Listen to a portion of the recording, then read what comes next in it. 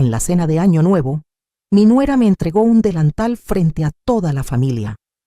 Cuando lo abrí, las letras bordadas decían «Empleada doméstica». Todos estallaron en carcajadas. Mi hijo sonrió con desprecio y dijo: «La comida es solo para la familia». No había lugar para mí en la mesa. Yo, con las manos temblorosas, me quité lentamente mi anillo de matrimonio, lo coloqué sobre la mesa de caoba que yo misma había pagado y pronuncié 4 palabras que cambiarían todo para siempre. Lo que no sabían era que esa noche yo tenía un secreto que ellos jamás imaginaron. Un secreto que había guardado durante 30 años y que estaba a punto de destruir cada una de sus ilusiones. Mientras ellos brindaban con el champán que yo había comprado, yo sonreí sabiendo que en exactamente 72 horas sus vidas nunca volverían a ser las mismas. Porque verán, hay cosas que una madre jamás debería perdonar. Y esa noche, viendo a mi propio hijo reírse mientras su esposa me humillaba, algo dentro de mí se rompió definitivamente, pero no de la forma que ellos esperaban.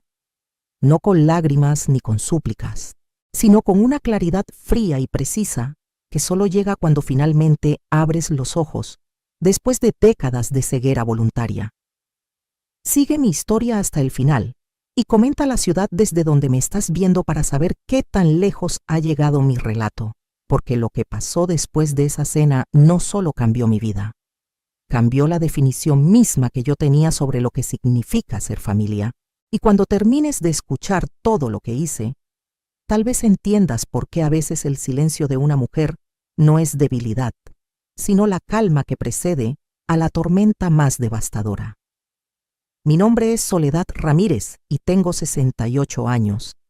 Sé que muchas me verán como una mujer mayor, quizás incluso obsoleta según los estándares de esta época, pero les aseguro que la edad no me ha quitado ni la memoria ni la dignidad.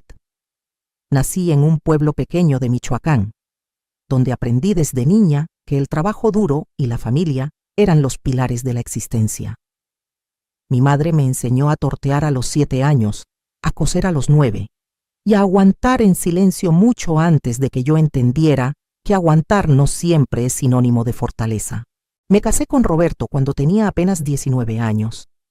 Él era 6 años mayor que yo, trabajaba en la construcción y tenía esa sonrisa que me hacía creer que juntos podríamos conquistar el mundo.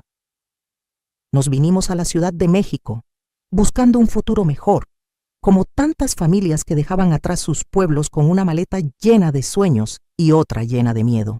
Los primeros años fueron difíciles de maneras que la gente de ahora ni siquiera puede imaginar.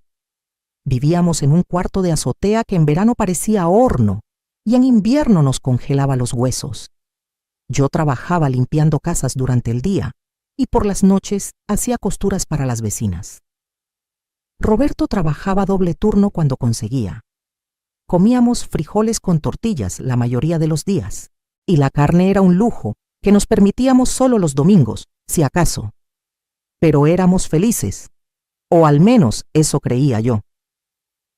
3 años después nació Miguel, mi único hijo. Recuerdo el día que lo tuve como si fuera ayer. Fueron 18 horas de labor de parto en un hospital público donde las enfermeras te trataban como si te estuvieran haciendo un favor al atenderte. Pero cuando lo vi por primera vez, con sus ojitos cerrados y sus manitas apretadas, supe que haría cualquier cosa por ese niño. Cualquier cosa. Y vaya que cumplí esa promesa, aunque ahora me pregunto si no fui demasiado lejos.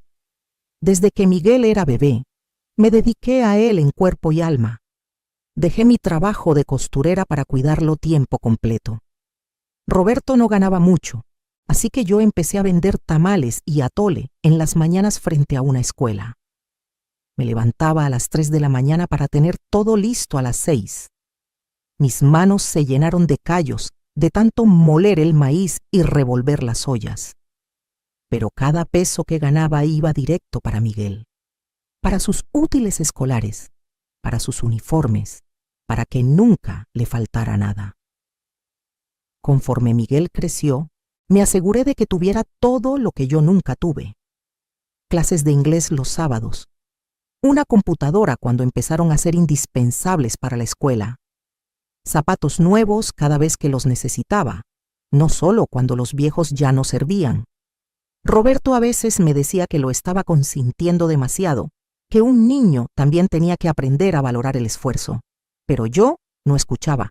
Mi hijo iba a tener una vida mejor que la mía, y punto.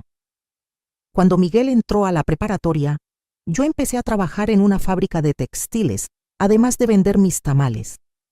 Dormía 4 horas diarias, a veces menos. Mis amigas me decían que me estaba matando, que el niño ya estaba grande y podía trabajar medio tiempo para ayudar. Pero yo no quería que Miguel trabajara. Quería que se concentrara en sus estudios, que llegara a la universidad, que fuera alguien en la vida, alguien importante, alguien que no tuviera que humillarse limpiando casas ajenas o vendiendo comida en las calles. Roberto murió cuando Miguel tenía 17 años. Un accidente en la obra, una viga mal asegurada, una vida entera borrada en segundos. Me dejó con una indemnización miserable que apenas cubrió el funeral y algunos meses de gastos. De repente yo era viuda, con un hijo a punto de entrar a la universidad y sin el ingreso de mi esposo, pero ni siquiera entonces me rendí. Conseguí un trabajo de noche en una panadería. Trabajaba en la fábrica de 6 de la mañana a 2 de la tarde, vendía tamales de 3 a 7 y entraba a la panadería de 9 de la noche a 3 de la mañana. Dormía en el camión entre trabajos. Comía lo que sobraba de mis ventas o lo que me regalaban en la panadería. Adelgacé tanto que las vecinas pensaban que estaba enferma. Pero Miguel entró a la universidad a estudiar administración de empresas. Y para mí, eso valía cada desvelo, cada dolor de espalda, cada lágrima que derramaba de cansancio en el camión de regreso a casa. Fue durante el 2º año de universidad cuando Miguel conoció a Vanessa. Recuerdo perfectamente el día que la trajo a casa. Una chica delgada, arreglada, con uñas perfectamente pintadas y un bolso de marca que probablemente costaba más que todos mis zapatos juntos. Venía de una familia acomodada de Polanco. Su papá tenía no sé qué negocio de importaciones. Desde el primer momento supe que esa muchacha me miraba por encima del hombro. La forma en que observó nuestra casita humilde, cómo arrugó discretamente la nariz al ver los muebles viejos, cómo rechazó el agua de Jamaica que le ofrecí diciendo que solo tomaba agua embotellada. Pero Miguel estaba deslumbrado con ella. Yo me callé mis reservas porque mi hijo parecía feliz. Qué tonta fui. Con el tiempo Vanessa empezó a cambiar a Miguel, de manera sutil al principio. Comentarios sobre cómo debería vestirse mejor, cómo debería hablar de manera más refinada, cómo debería aspirar a más en la vida. Y Miguel, mi hijo que yo había criado con tanto amor y sacrificio, empezó a avergonzarse de sus orígenes. Empezó a avergonzarse de mí. Nunca lo dijo directamente, pero yo lo notaba. La forma en que ya no me invitaba cuando salía con Vanessa y sus amigos. Cómo dejó de hablar de mí en sus conversaciones. Una vez lo escuché decirle a alguien por teléfono que su padre había muerto y su madre trabajaba en recursos humanos. Recursos humanos. Como si decir que su madre vendía tamales y trabajaba en una fábrica fuera motivo de vergüenza. Esa noche lloré hasta quedarme dormida, pero al día siguiente seguí trabajando triple turno para pagar sus colegiaturas. Porque eso es lo que hacen las madres, ¿verdad? Seguimos amando incluso cuando nos rompen el corazón. Miguel se graduó con honores. Yo estuve en su graduación con mi mejor vestido, que tenía ya 10 años, pero que había lavado y planchado con tanto cuidado que parecía presentable. Vanessa y su familia también estaban ahí. Recuerdo cómo la madre de Vanessa me miró de arriba abajo con esa sonrisa condescendiente que las mujeres ricas perfeccionan. Miguel consiguió un buen trabajo en una empresa transnacional. Finalmente, estaba logrando todo lo que yo había soñado para él. Yo estaba tan orgullosa. Pensé que ahora que ya había terminado la universidad, que ya tenía un buen empleo, tal vez podríamos recuperar esa cercanía que habíamos perdido. Tal vez ahora Miguel recordaría todo lo que yo había hecho por él. Qué ingenua fui. Al año de estar trabajando, Miguel y Vanessa se casaron.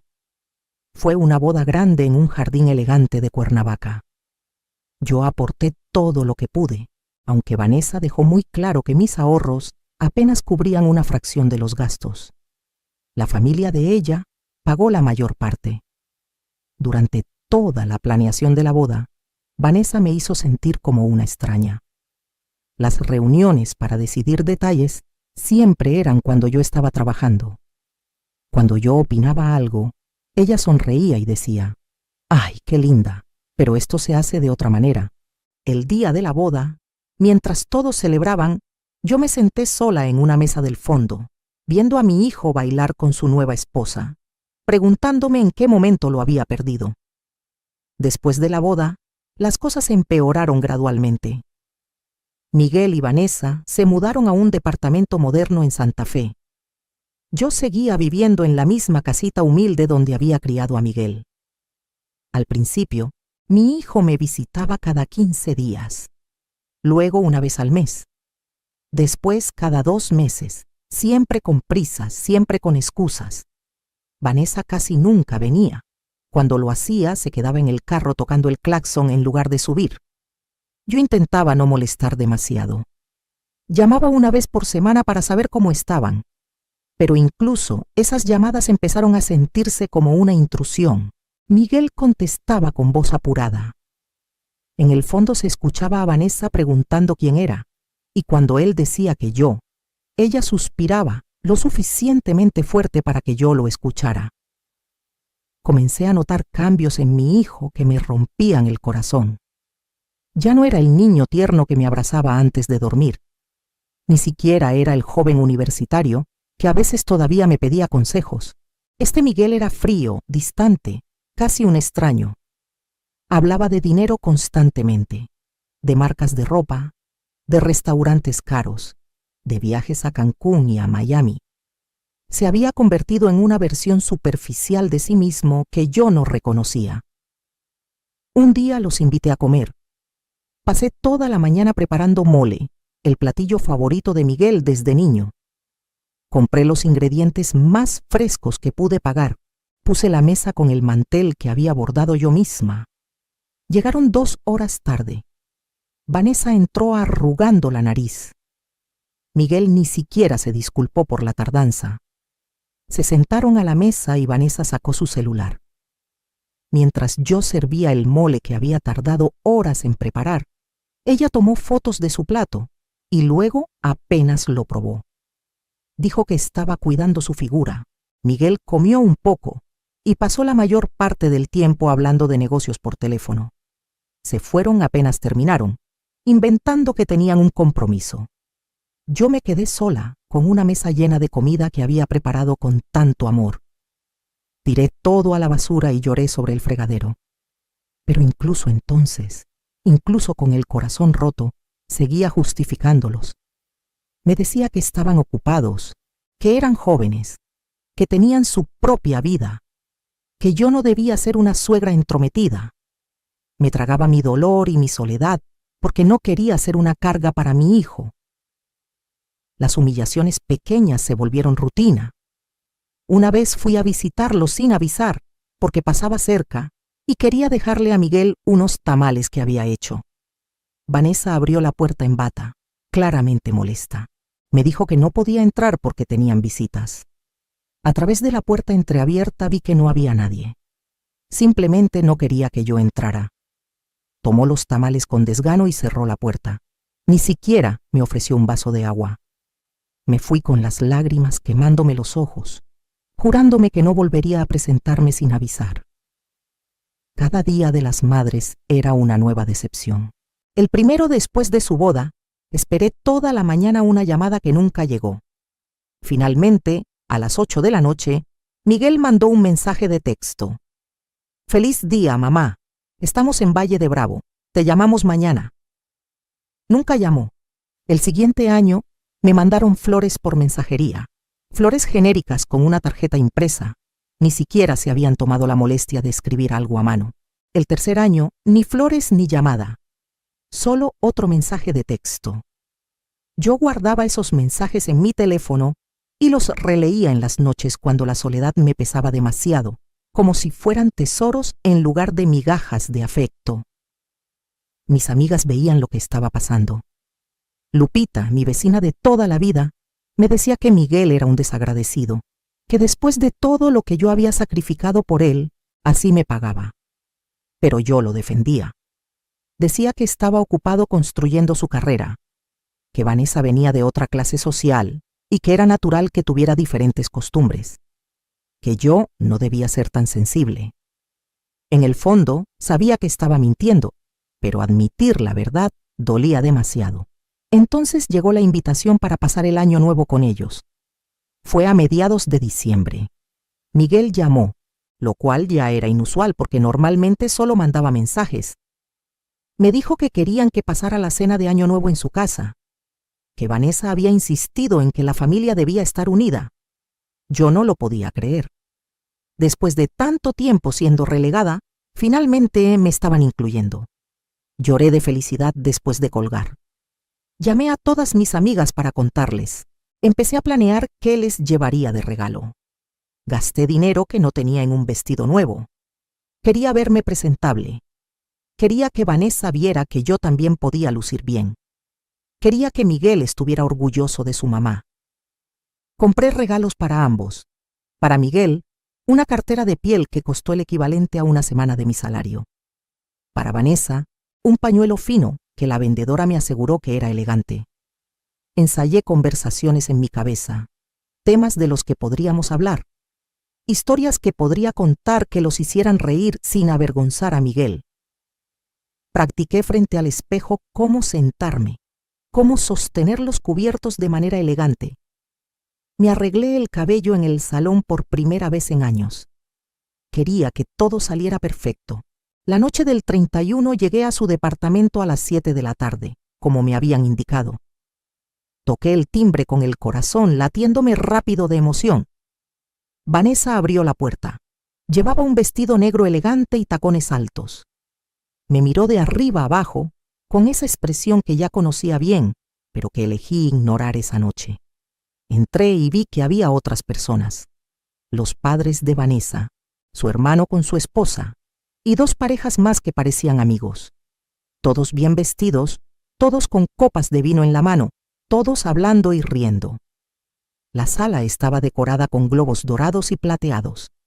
La mesa estaba puesta con platos elegantes y copas de cristal. Todo se veía hermoso. Me sentí fuera de lugar inmediatamente, pero respiré hondo y sonreí. Miguel se acercó y me dio un abrazo rápido, incómodo. Me presentó a los invitados como su madre, nada más.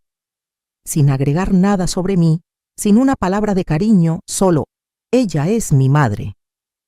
Los padres de Vanessa me dieron la mano con cortesía fría. Los demás apenas asintieron. Me quedé de pie en medio de la sala, sin saber dónde ponerme, mientras las conversaciones continuaban a mi alrededor, como si yo fuera invisible. Vanessa se acercó después de unos minutos que se sintieron eternos. Tenía una sonrisa extraña en el rostro. Me dijo que la acompañara a la cocina. Yo la seguí, pensando que tal vez necesitaba ayuda con la cena. Al llegar a la cocina, que estaba impecable y claramente preparada por un servicio de banquetes, Vanessa abrió un cajón. De ahí sacó algo doblado, un delantal. Me lo extendió con esa sonrisa que ahora reconozco como pura maldad. Lo desdoblé confundida. En la parte frontal, bordado con letras grandes y claras, decía «Empleada doméstica». Me quedé paralizada, mirando ese delantal sin poder procesar lo que estaba viendo. Vanessa me dijo con voz dulce, como si me estuviera haciendo un favor. «Te compré esto para que te sientas más cómodo. Siempre has trabajado sirviendo, ¿no? Así que pensé que te gustaría ayudar hoy también». Mi cerebro no podía conectar las palabras con la realidad. Esto tenía que ser una broma. Una broma de mal gusto, pero broma al fin. Miré a Vanessa buscando alguna señal de que estaba jugando. Pero su expresión era seria, expectante, esperando que me pusiera ese delantal. Con voz temblorosa pregunté si era una broma. Ella se rió. Me dijo que no fuera tan sensible, que era solo un delantal, que además iban a necesitar ayuda sirviendo la cena porque habían invitado a mucha gente, que yo debería estar agradecida de poder contribuir de alguna manera. Sentí que el suelo se movía bajo mis pies. Regresamos a la sala, yo todavía sosteniendo ese delantal como si fuera una serpiente venenosa. Todos los ojos se volvieron hacia nosotras. Vanessa, con voz clara para que todos escucharan, dijo: «Miren lo que le compré a la mamá de Miguel para que nos ayude esta noche». Y me quitó el delantal de las manos para mostrárselo a todos. Las letras «empleada doméstica» quedaron expuestas ante todos los presentes. Hubo un segundo de silencio sepulcral. Luego, la madre de Vanessa soltó una risita. Después el hermano. Luego los amigos. En cuestión de segundos, toda la sala estaba riendo. Riendo de mí. Riendo del delantal. Riendo de la humillación de una madre que había trabajado toda su vida precisamente en esos oficios que ahora usaban para burlarse de mí. Mis ojos buscaron a Miguel desesperadamente. Mi hijo, el niño al que había criado, por el que había sacrificado todo. Seguramente él pondría fin a esto. Seguramente él defendería a su madre. Pero Miguel no detuvo las risas. Miguel me miró con una sonrisa torcida, una sonrisa que nunca le había visto, una sonrisa de desprecio absoluto. Y entonces dijo, con voz lo suficientemente alta para que todos escucharan por encima de las carcajadas: «La comida es solo para la familia». Esas palabras cayeron sobre mí como un balde de agua helada. La comida es solo para la familia. Yo no era familia. Después de 68 años de vida, después de 49 años de ser madre, después de décadas de sacrificio, yo no era familia para mi propio hijo. Las risas continuaban. Alguien hizo un comentario sobre cómo era apropiado, porque yo tenía pinta de sirvienta. Otro dijo que al menos ahora sabían quién lavaría los platos. Vanessa tomó el delantal y me lo extendió nuevamente, esta vez con menos amabilidad fingida. Me dijo que me lo pusiera, que no fuera ridícula, que era solo una broma y que yo estaba siendo demasiado dramática. Miré alrededor de la sala, a todas esas personas riéndose de mí, a los padres de Vanessa luciendo satisfechos, a Miguel, mi hijo, mi único hijo, sin defender a su madre, a Vanessa sosteniendo ese delantal como si fuera mi uniforme obligatorio. Y algo dentro de mí se quebró, pero no de la manera que ellos esperaban, no con lágrimas ni con gritos, no con súplicas ni con vergüenza. Algo se quebró, sí, pero lo que se rompió fueron las cadenas invisibles que me habían atado durante décadas a la idea de que tenía que aguantar cualquier cosa por ser madre, de que el amor de madre significaba aceptar migajas, de que mi valor como persona estaba definido por cuánto podía sacrificarme y sufrir en silencio. En ese momento, en esa sala llena de gente riéndose de mí, rodeada por el lujo que mi trabajo había ayudado a pagar, viendo a mi hijo sonreír con desprecio, tomé una decisión que había estado gestándose en algún lugar profundo de mi ser durante años, esperando el momento correcto para emerger. Me acerqué a la mesa donde habían puesto los abrigos y las bolsas. Con movimientos lentos y deliberados abrí mi bolso. Saqué mi anillo de matrimonio, ese anillo simple de oro que Roberto me había puesto en el dedo hace casi 50 años. Ese anillo que no me había quitado ni siquiera para bañarme durante todas estas décadas. Ese anillo que había sido mi conexión con el único hombre que me había amado de verdad. Las risas comenzaron a disminuir. La gente empezó a notar que algo estaba pasando. Caminé hacia la mesa del comedor, esa mesa grande de madera cara, rodeada de sillas elegantes. Una mesa que costaba probablemente más de lo que yo había ganado en un año entero. Coloqué el anillo en el centro de la mesa. El sonido del metal contra la madera resonó en el silencio que ahora llenaba la sala. Todos me miraban. Ya nadie se reía. Levanté la vista y miré directamente a Miguel, luego a Vanessa. Mi voz salió calmada, clara, sin un atisbo de temblor, y dije exactamente 4 palabras. 4 palabras que habían estado atrapadas en mi garganta durante años. 4 palabras que cambiarían absolutamente todo. Dije: la casa es mía. El silencio que siguió a mis palabras fue absoluto. Nadie se movía. Nadie respiraba. Era como si hubiera detonado una bomba silenciosa en medio de esa sala llena de gente presumida. Vanessa fue la primera en reaccionar. Soltó una risita nerviosa y dijo: ¿qué casa? Yo la miré directamente a los ojos, sin parpadear, sin sonreír, sin mostrar emoción alguna, y respondí: esta casa, este departamento, este lugar donde están celebrando, es mío, está a mi nombre. La sonrisa de Vanessa se congeló en su rostro. Miguel dio un paso adelante con expresión confundida. Dijo que eso era imposible, que él había comprado ese departamento con su dinero, que tenía los papeles, que yo estaba diciendo tonterías. Abrí mi bolso nuevamente.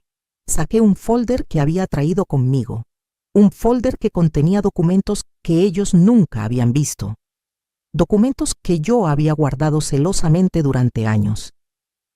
Lo coloqué sobre la mesa, junto a mi anillo de matrimonio. Les dije que abrieran el folder, que leyeran. Miguel se acercó con pasos inseguros. Abrió el folder con manos temblorosas. Dentro estaban las escrituras del departamento, las escrituras originales, y ahí, en letras claras e indiscutibles, estaba mi nombre. Soledad Ramírez, viuda de Mendoza, propietaria única.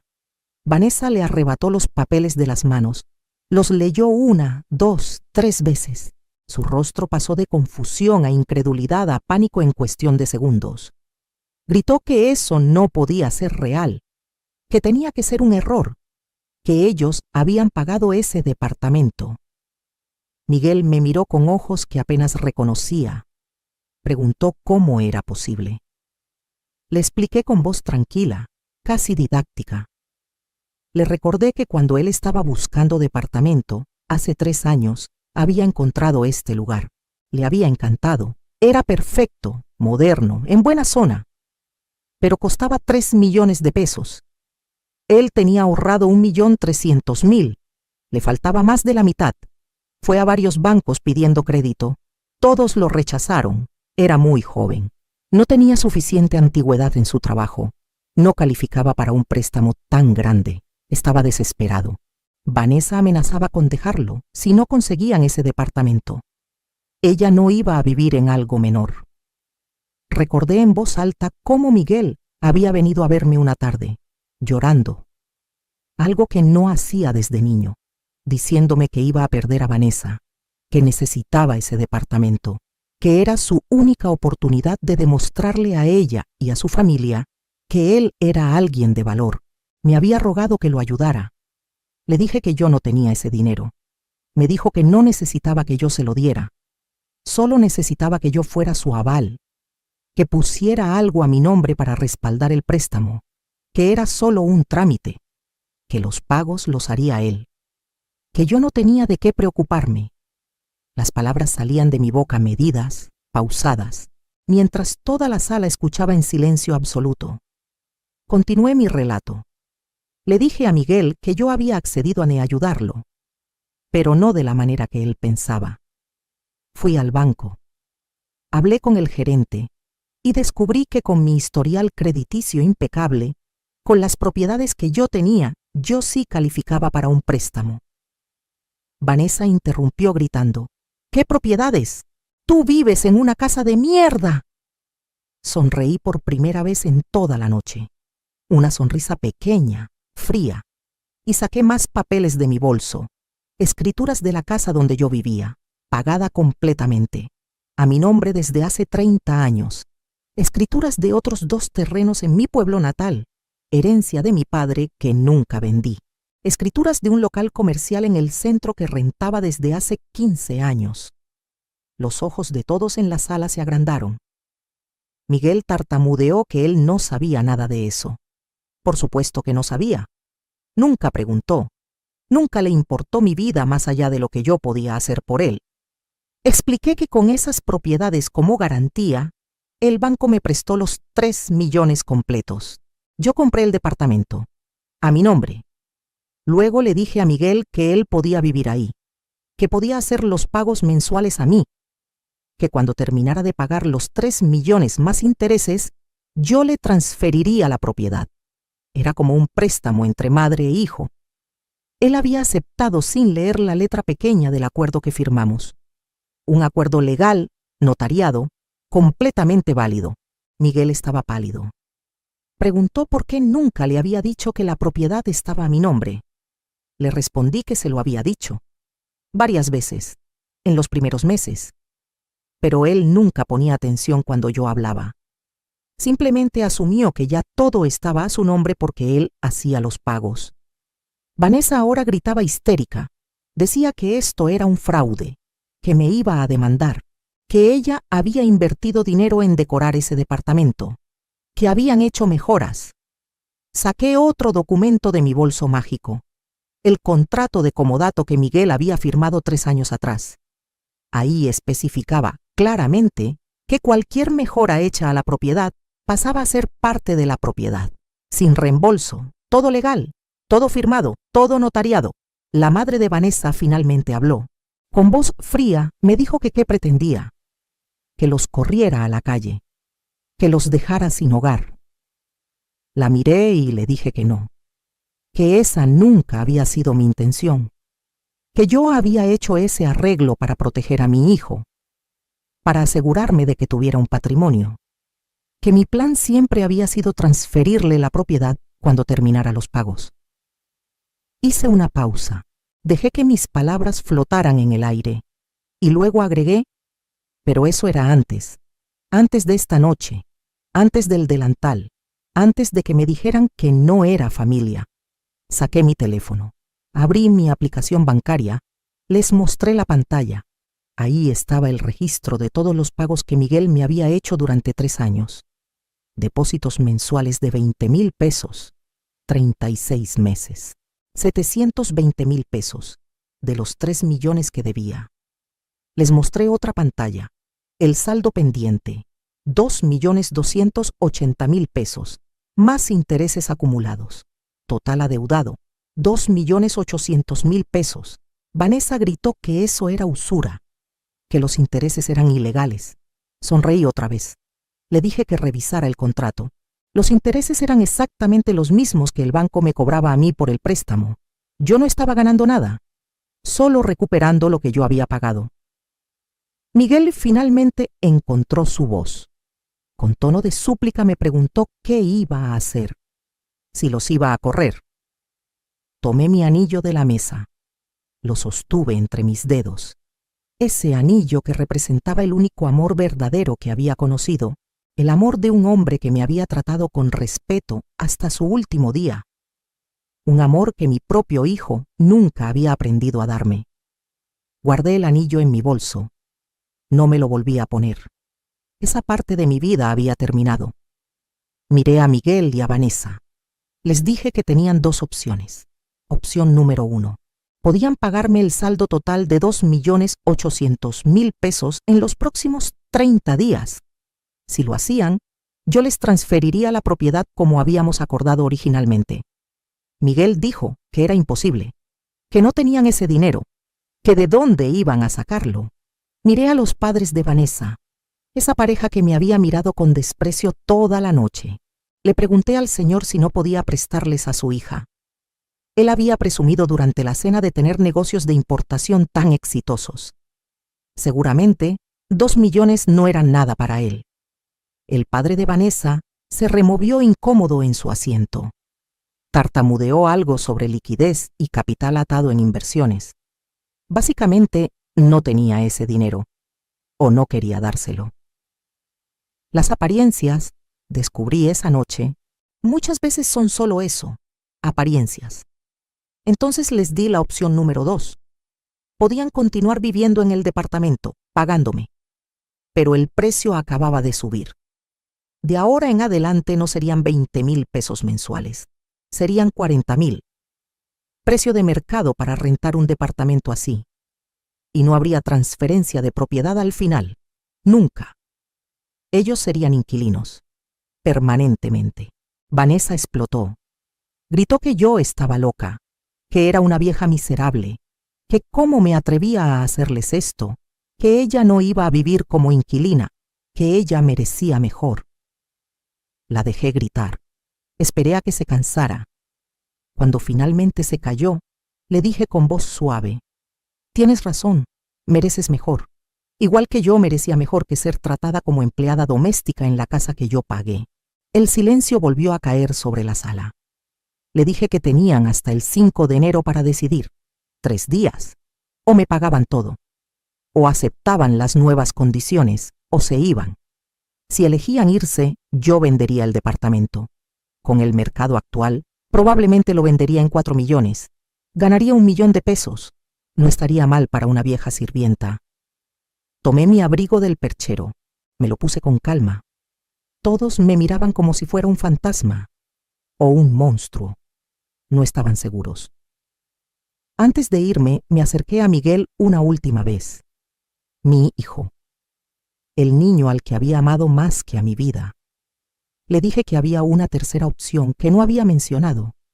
Una opción que no tenía nada que ver con dinero ni con departamentos.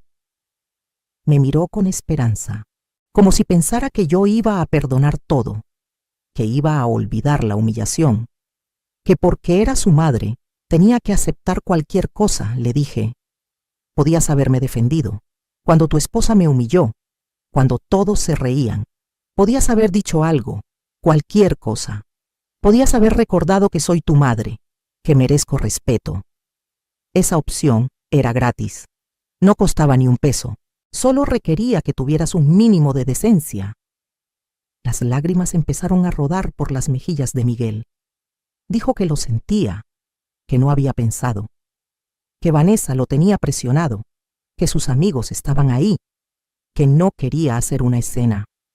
Le dije que entendía perfectamente. Había elegido su comodidad sobre mi dignidad. Había elegido la aprobación de extraños sobre el amor de su madre, y ahora tendría que vivir con esa decisión, porque el dinero se puede pagar, las deudas se pueden saldar, pero hay cosas que una vez rotas no se pueden reparar. Y lo que se rompió esa noche entre nosotros no tenía arreglo. Me dirigí a la puerta. Vanessa me gritó que yo era una mala madre, que qué clase de madre le hace esto a su hijo. Me detuve, me volteé, la miré directamente y le dije: una madre que finalmente aprendió que amar a tu hijo no significa dejar que te destruya. Una madre que decidió que su dignidad vale más que la aprobación de gente que de todas formas nunca la va a valorar. Una madre que está cansada de pedir migajas de amor cuando dio banquetes de sacrificio. Abrí la puerta. Antes de salir, agregué una última cosa. Por cierto, Vanessa, ese delantal que compraste, guárdalo, lo vas a necesitar. Porque si deciden quedarse pagando los 40,000 mensuales, van a tener que recortar gastos. Y eso significa dejar de comer en restaurantes. Cocinar va a ser necesario. Espero que sepas hacerlo, aunque lo dudo. Y salí. Cerré la puerta detrás de mí sobre el sonido de Vanessa gritando y Miguel llorando. Bajé en el elevador de ese edificio elegante. Crucé el lobby lujoso. Salí a la calle donde el aire frío de diciembre me golpeó la cara. Y respiré. Respiré profundamente, como no había respirado en años. Me sentía ligera, a pesar de todo. A pesar del dolor, a pesar de haber perdido a mi hijo, me sentía libre. Tomé un taxi de regreso a mi casita humilde. Esa casa que ahora sabía que era mucho más de lo que aparentaba. Durante el viaje, vi los fuegos artificiales comenzar. Eran las 12. Año nuevo. Un nuevo año. Un nuevo comienzo. Metí la mano en mi bolso y toqué el anillo de Roberto. Y le susurré: lo siento, mi amor. Sé que te gustaba Miguel, pero creo que no lo criamos bien. O tal vez lo criamos demasiado bien. Le dimos tanto que olvidó el valor de las cosas, el valor de las personas. Pero ya no más, ya no más. Esa noche, sola en mi casa, me preparé una copa de punch prendí la televisión y celebré el año nuevo conmigo misma. Por primera vez en décadas no extrañé estar con familia, porque finalmente entendí que la familia no es la gente que comparte tu sangre, es la gente que honra tu sacrificio, que valora tu amor, que te trata con dignidad. Y esa noche, la única persona que calificaba era yo misma. Los días siguientes fueron extraños. Mi teléfono sonaba constantemente, llamadas de Miguel, mensajes de texto, mensajes de voz.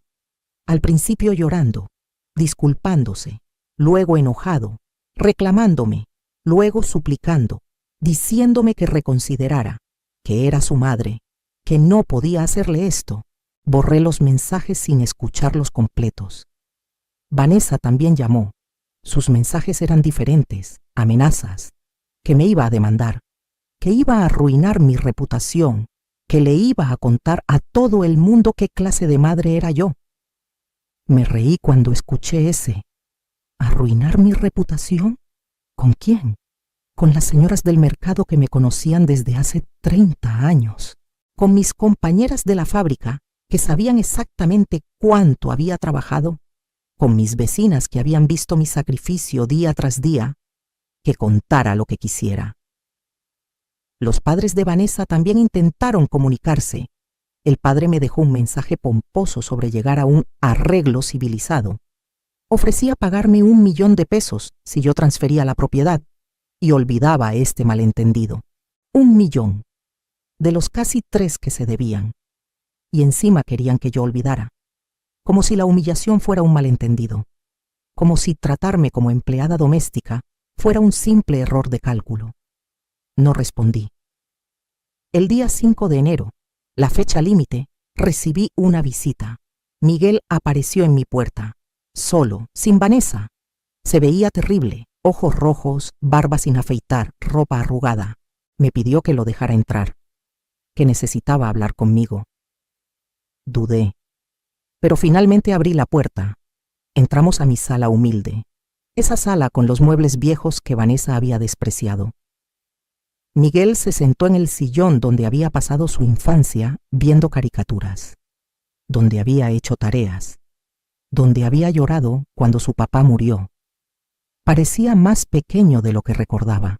Se veía como el niño que alguna vez fue. Y por un momento, solo un momento, mi corazón de madre se ablandó. Pero entonces habló. Me dijo que Vanessa lo estaba volviendo loco, que no dejaba de gritar, que lo culpaba de todo, que su relación estaba en crisis, que sus suegros estaban furiosos, que no tenían el dinero para pagarme, que los 40,000 mensuales eran demasiado, que si aceptaban eso, tendrían que cambiar completamente su estilo de vida. No más restaurantes, no más viajes, no más lujos. Vanessa amenazaba con dejarlo. Me miró con esos ojos que de niño usaba cuando quería algo. Y me preguntó si podíamos volver a como estaban las cosas antes. 20,000 mensuales. Promesa de transferencia. Borrón y cuenta nueva. Sentí algo dentro de mí. No era enojo exactamente. Era más bien decepción profunda. Porque incluso ahora, incluso después de todo, Miguel no entendía. No venía a disculparse por cómo me había tratado. No venía a reconocer el dolor que me había causado. Venía a negociar, a buscar que yo solucionara sus problemas. Como siempre, le pregunté si recordaba el delantal. Se removió incómodo. Dijo que había sido idea de Vanessa, que él no había sabido que ella iba a hacer eso. Le pregunté si recordaba haberse reído. Se puso pálido. Tartamudeó que no se había reído, que solo había sonreído, como si hubiera diferencia. Le pregunté si recordaba haber dicho, «La comida es solo para la familia». Se quedó callado. Finalmente asintió. Le pregunté si se daba cuenta de lo que esas palabras significaban, de lo que me habían hecho sentir. Empezó a llorar. Dijo que estaba nervioso, que todos estaban ahí, que Vanessa esperaba que él la apoyara, que si la contradecía frente a su familia, ella se enojaría con él. Le dije, «Entonces elegiste no enojar a tu esposa a costa de humillar a tu madre». Lloró más fuerte. Dijo que se arrepentía, que había sido un error, que yo tenía que perdonarlo, porque era su madre. Ahí estaba otra vez, esa palabra, madre, usada como obligación, como cadena, como razón por la cual yo debía aguantar cualquier cosa. Le dije que ser madre no significaba ser un tapete, que el perdón no se exige, se gana, y que él no había hecho nada para ganarlo. Miguel cambió de táctica, dejó de llorar, se puso serio. Me dijo que legalmente yo no podía correrlos así como así, que había leyes, que los inquilinos tenían derechos.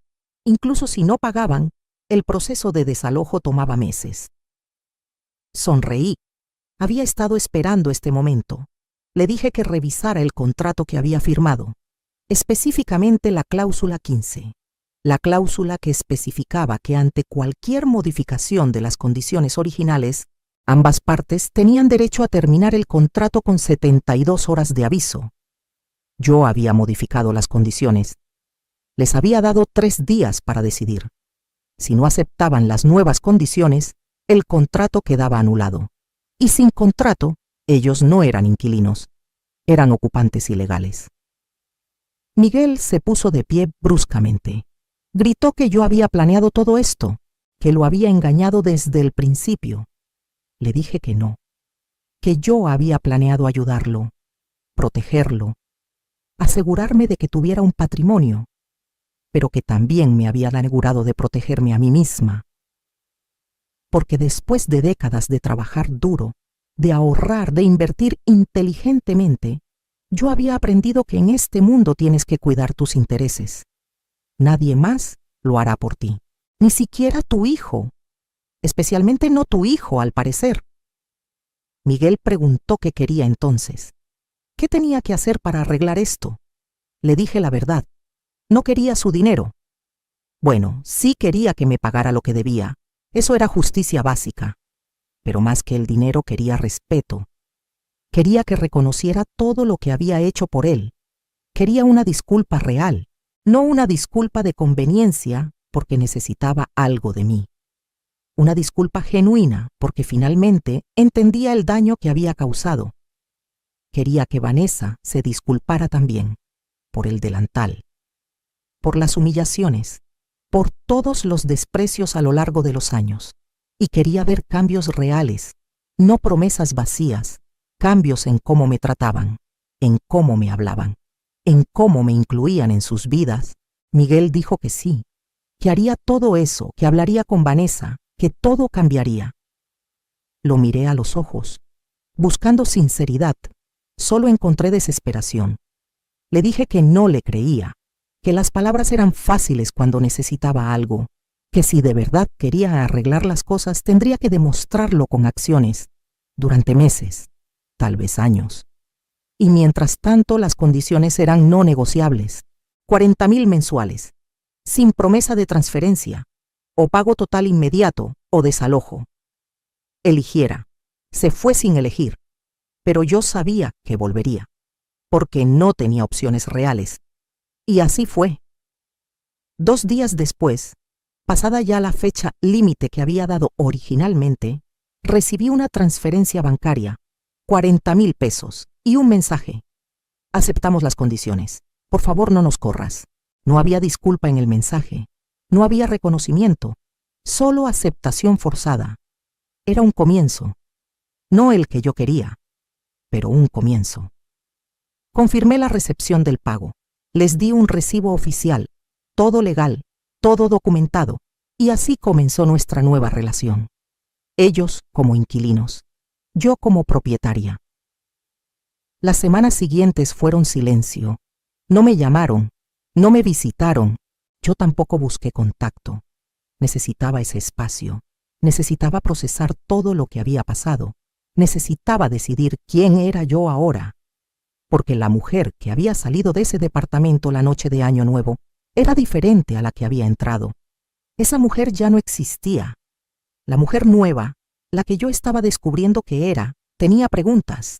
¿Cuánto de mi vida había desperdiciado tratando de ganar el amor de gente que nunca me lo iba a dar?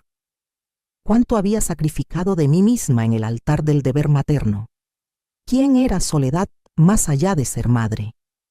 Esas preguntas me mantenían despierta por las noches. Decidí buscar respuestas.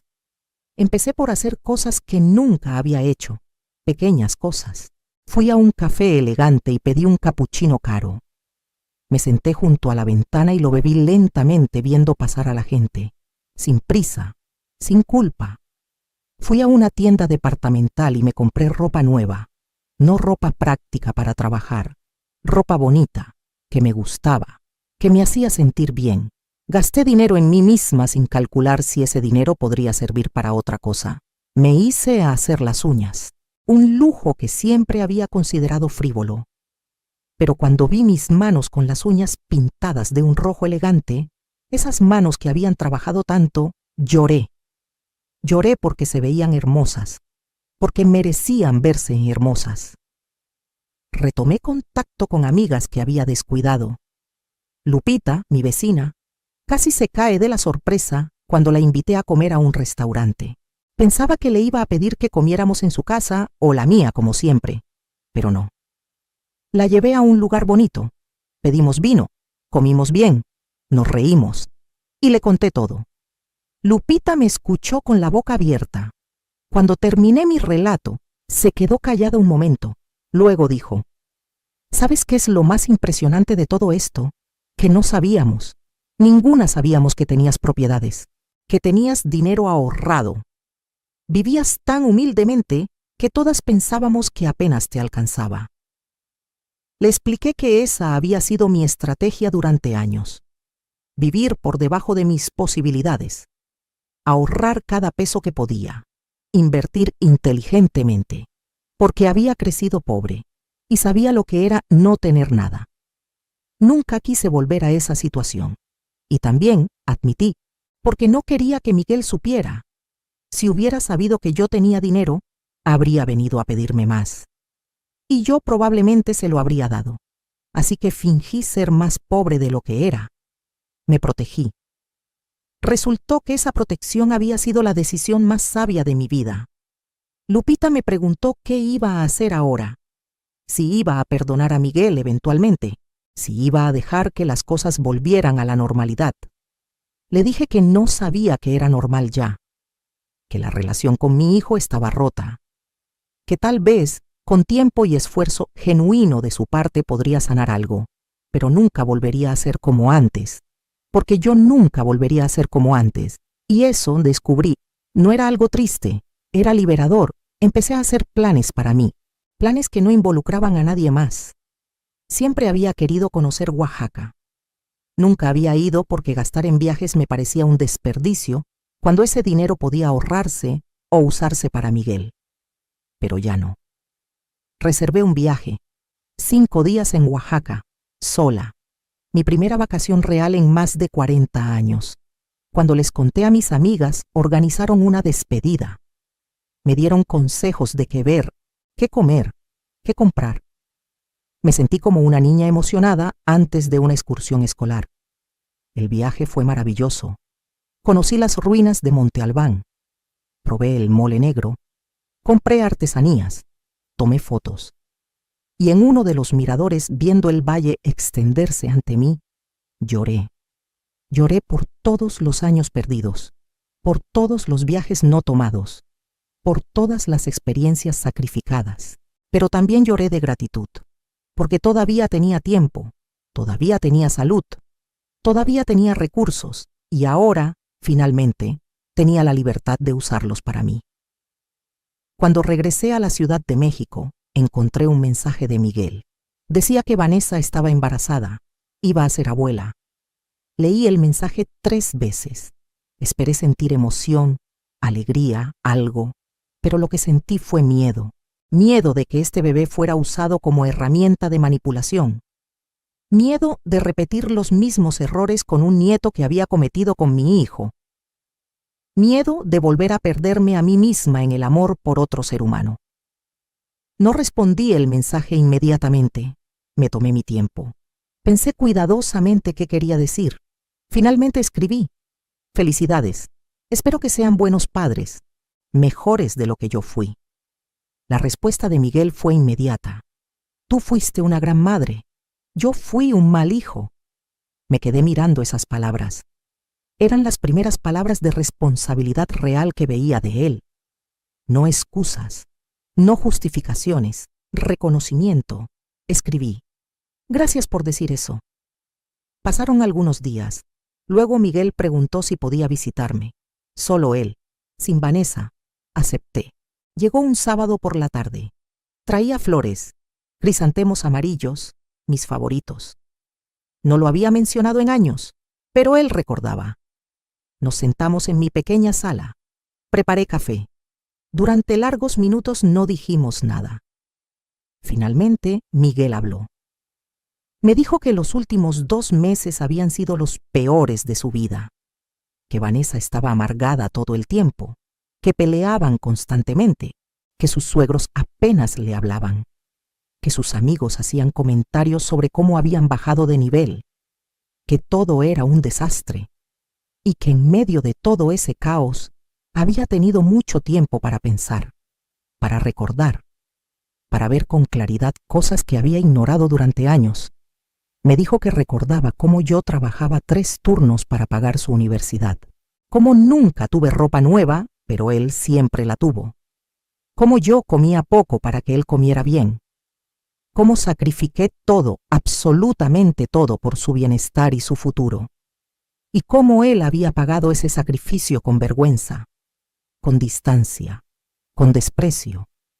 Las lágrimas rodaban por su rostro mientras hablaba. Pero esta vez eran diferentes. No eran lágrimas de manipulación, eran lágrimas de genuino remordimiento. Me dijo que no esperaba que lo perdonara, que entendía si nunca lo hacía, pero que necesitaba que yo supiera que finalmente entendía. Finalmente veía, y que estaba profundamente, completamente arrepentido. Le pregunté qué había provocado ese cambio. Dijo que había sido Vanessa. Irónicamente, la misma persona que había causado tanta ruptura, ahora había causado claridad. Porque cuando se enteró del embarazo, Vanessa empezó a hablar de cómo iban a criar al bebé, de cómo no iba a permitir que sus suegros, o sea, los padres de Vanessa, interfirieran demasiado, de cómo iban a poner límites, de cómo su familia, o sea, la familia de Vanessa, podía ser muy crítica y ella no iba a permitir que lastimaran a su hijo. Y Miguel se dio cuenta de la hipocresía. Vanessa estaba planeando proteger a su hijo de exactamente el tipo de trato que ella le había dado a su suegra. A mí. Cuando Miguel le señaló eso, cuando le dijo que ella había tratado a su madre peor de lo que temía que sus padres trataran a su hijo, Vanessa se puso furiosa. Gritó que no era lo mismo, que sus padres eran importantes, que yo era solo una mujer de pueblo sin educación, que no se podía comparar. Y ahí, en ese momento, Miguel finalmente vio a su esposa con claridad. Vio su clasismo, su crueldad, su vacuidad.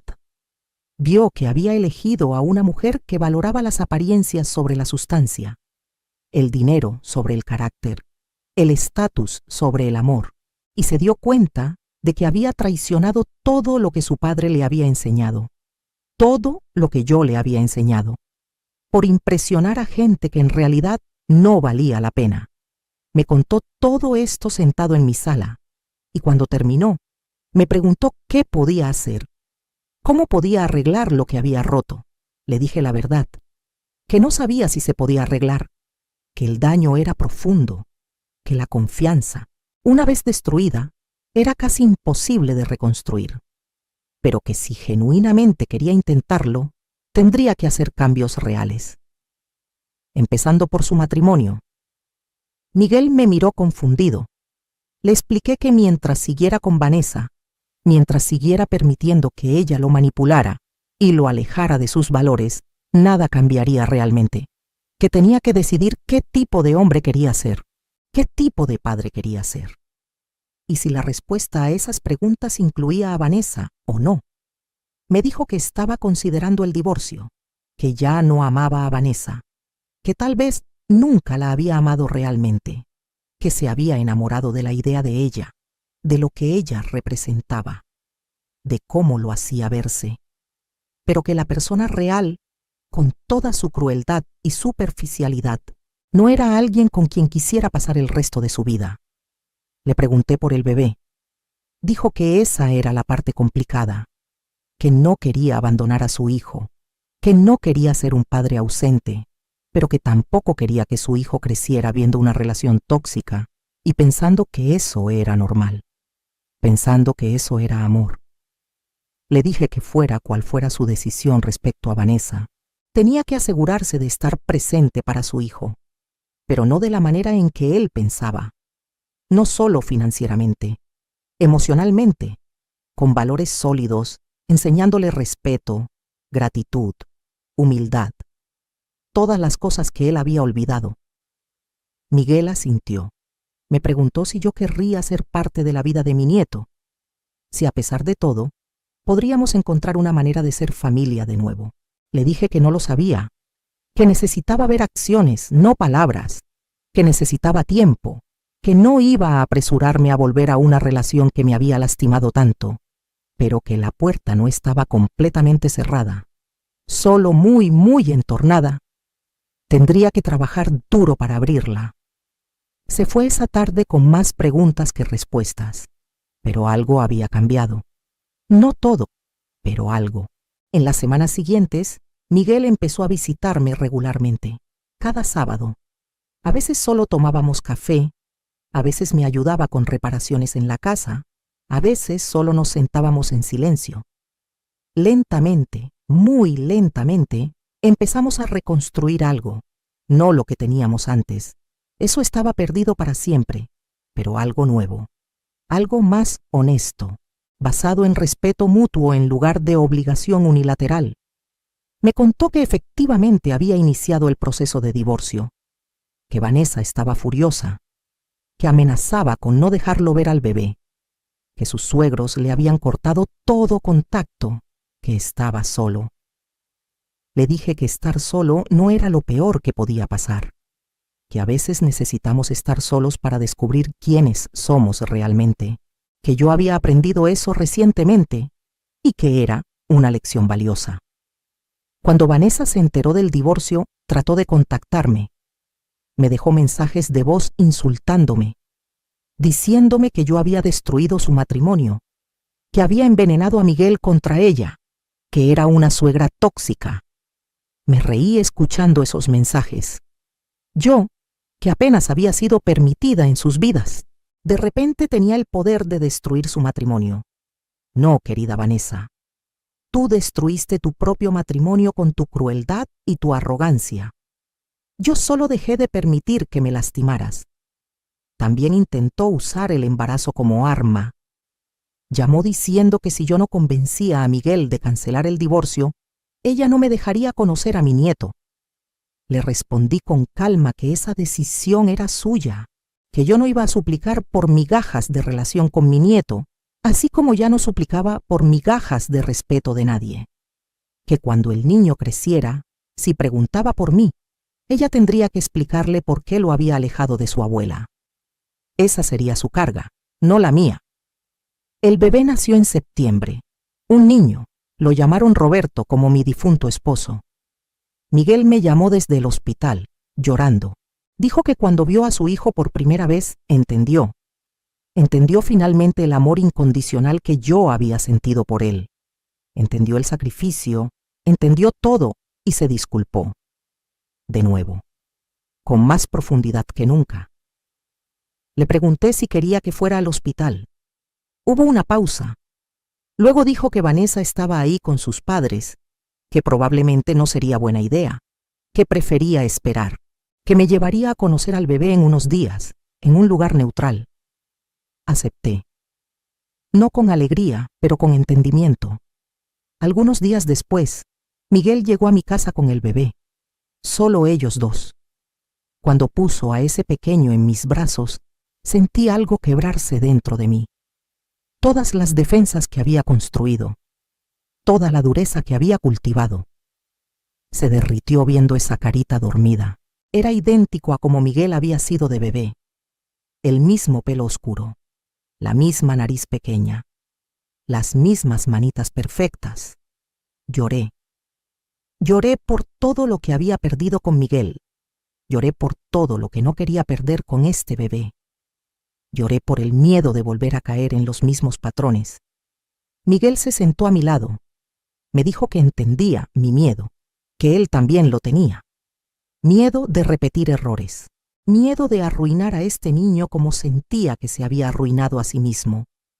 Le dije que él no estaba arruinado, que estaba aprendiendo, creciendo, que todavía había tiempo para cambiar, para ser mejor, y que este bebé era su oportunidad, no de redimirse, sino de hacer las cosas bien desde el principio. Le prometí que estaría ahí para él y para mi nieto, pero en mis propios términos, no como la abuela que dejaba todo para cuidar al bebé mientras los padres vivían su vida, no como la que se sacrificaba hasta desaparecer, sino como una abuela con límites sanos, que amaba pero que también se amaba a sí misma. Miguel aceptó. Dijo que eso era exactamente lo que necesitaba que yo fuera. Un ejemplo de cómo poner límites, de cómo amar sin perderse, de cómo ser generoso sin ser un mártir. En los meses siguientes, nuestra nueva dinámica tomó forma. Yo veía a Miguel y al bebé una vez por semana, a veces dos, pero en horarios establecidos, con expectativas claras. Ayudaba cuando podía y cuando quería, no porque me lo exigieran. El divorcio se finalizó cuando el bebé tenía 6 meses. Vanessa obtuvo custodia compartida. Miguel tenía a Roberto la mitad del tiempo. Cuando estaba con él, yo ayudaba. Cuando estaba con Vanessa, yo vivía mi vida y descubrí que tenía una vida. Una vida más allá de ser madre o abuela. Tomé más viajes. Oaxaca, Guanajuato, San Miguel de Allende. Lugares que siempre había querido conocer. Me uní a un grupo de mujeres de mi edad que se juntaban a hacer manualidades. Aprendí a tejer, no por obligación o para vender, sino porque me gustaba. Empecé a ir a misa de nuevo, no por deber, sino porque encontraba paz ahí. Conocí a otras mujeres con historias similares, mujeres que habían dado todo por sus familias solo para ser descartadas o menospreciadas. Compartimos nuestras historias, lloramos juntas, nos apoyamos. Fue sanador de maneras que no esperaba. Incluso tuve una especie de romance. Don Emilio, un señor viudo que vendía periódicos cerca del mercado. Empezamos a platicar cuando yo pasaba. Luego a tomar café juntos. Nada serio, solo compañía, conversación. Alguien que me hacía sentir vista, valorada, no como madre, no como abuela, solo como Soledad, como mujer. Cuando Miguel se enteró se puso extraño, celoso casi. Le recordé que yo tenía derecho a una vida propia, que no me había muerto cuando su padre murió, que no me había vuelto invisible cuando me convertí en madre, que todavía era una persona con necesidades y deseos propios. Fue una conversación difícil, pero necesaria. Miguel tuvo que confrontar su propia hipocresía. Él podía rehacer su vida después de su divorcio, pero yo no podía tener compañía masculina después de décadas de viudez. Eventualmente lo aceptó. Incluso conoció a don Emilio. Fueron cordiales. No amigos, pero cordiales. Han pasado 2 años desde aquella noche de Año Nuevo. 2 años desde que coloqué mi anillo en esa mesa y dije, la casa es mía. 2 años de reconstrucción, de descubrimiento, de crecimiento. Miguel sigue pagando los 40,000 mensuales. Nunca se ha atrasado. Ha pagado hasta ahora 960,000 pesos. Todavía debe cerca de 1,900,000. A este ritmo, terminará de pagar en 4 años más. No sé qué haré cuando eso pase. Si le transferiré la propiedad como originalmente planeaba. Si se la venderé a precio preferencial. Si simplemente se la regalaré. No he decidido. Y está bien no haber decidido. Por primera vez en mi vida, no siento que tengo que tener todas las respuestas inmediatamente. Puedo esperar. Puedo ver cómo se desarrollan las cosas. Mi relación con Miguel es mejor que antes, aunque diferente. Hay respeto ahora, consideración. Él consulta antes de tomar decisiones que me afectan. Me pregunta mi opinión.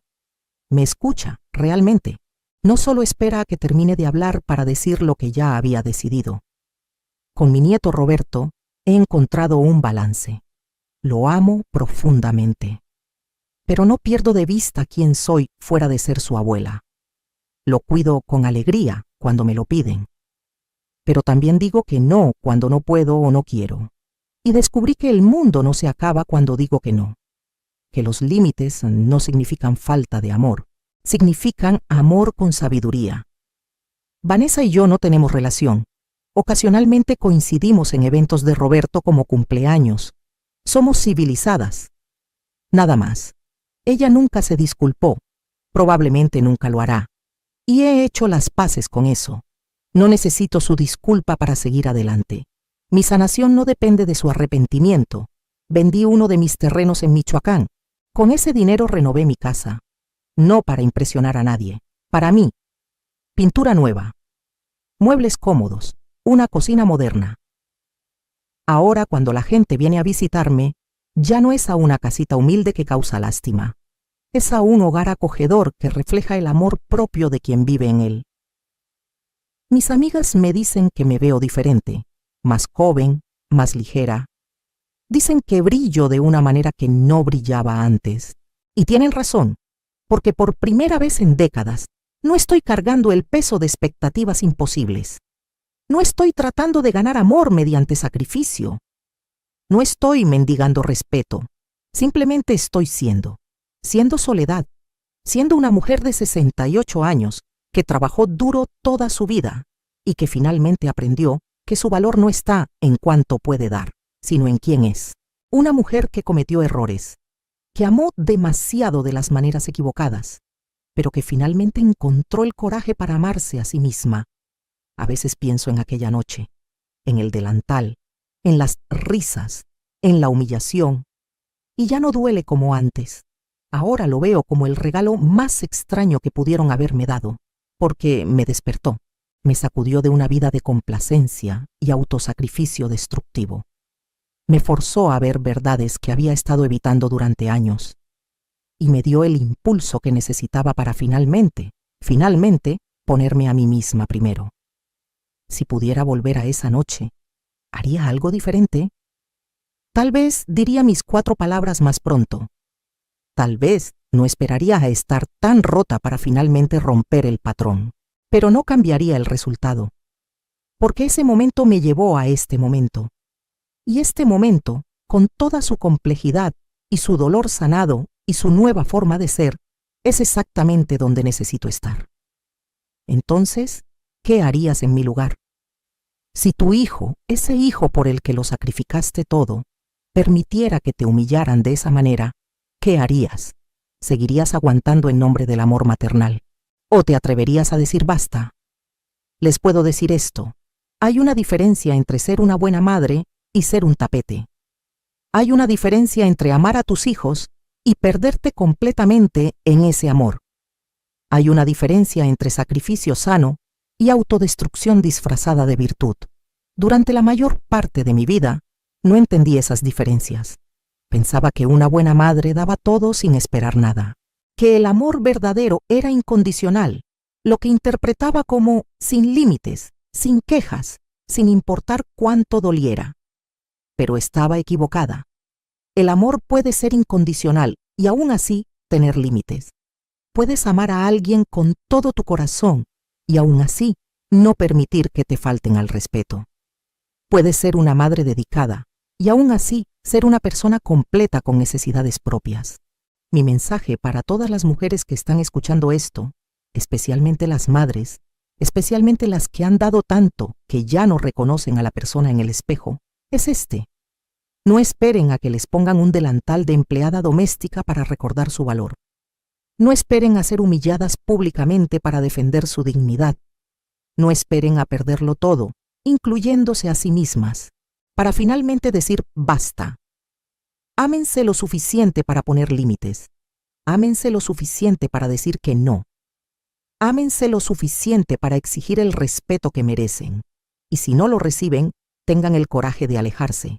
Incluso si es de sus propios hijos, especialmente si es de sus propios hijos. Porque al final, la persona con la que van a pasar más tiempo en esta vida son ustedes mismas.